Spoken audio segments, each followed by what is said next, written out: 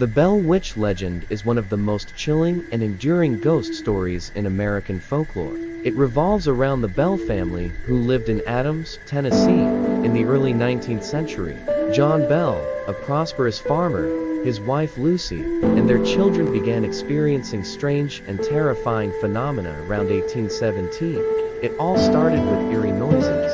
The family heard tapping, knocking, and scratching sounds in their log cabin home. At first, they thought it was animals, but the noises grew louder and more persistent, even when there were no animals around. Soon, the entity escalated its torment. It began pulling the covers off the beds, tugging at the children's hair, and slapping them.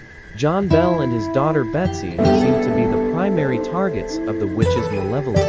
The entity also started speaking, making itself known as the Bell Witch. It often spoke in a disembodied voice, sometimes mimicking family members or speaking in tongues. The witch showed a particular hatred for John Bell, whom she referred to as Old Jack. She frequently cursed and threatened him, causing his health to decline rapidly. Word of the haunting spread, and people from far and wide came to witness the strange occurrences. Even Andrew Jackson, who would later become President of the United States, reportedly visited the Bell farm to see the witch for himself. Jackson and his men experienced their own encounters with the witch, which left them convinced of her supernatural powers. The Bell Witch seemed to enjoy the attention, performing tricks and taunting visitors. She often revealed personal information about the guests, demonstrating an uncanny knowledge of their lives.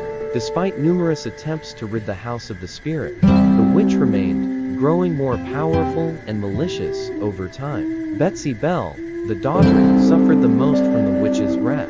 She was often beaten and tormented by the entity, who also sabotaged her romantic relationships.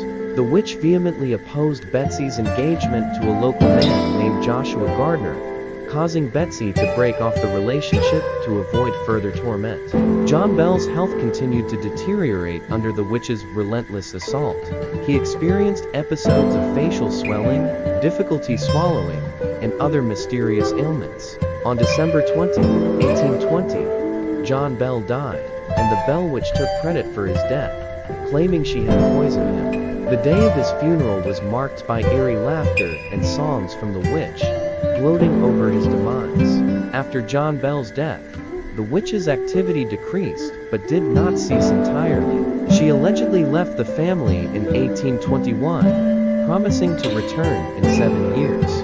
True to her word, she returned briefly in 1828, tormenting John Bell, JRB, for a few weeks before disappearing again. Some accounts claim that she predicted various future events, including the Civil War and World War I.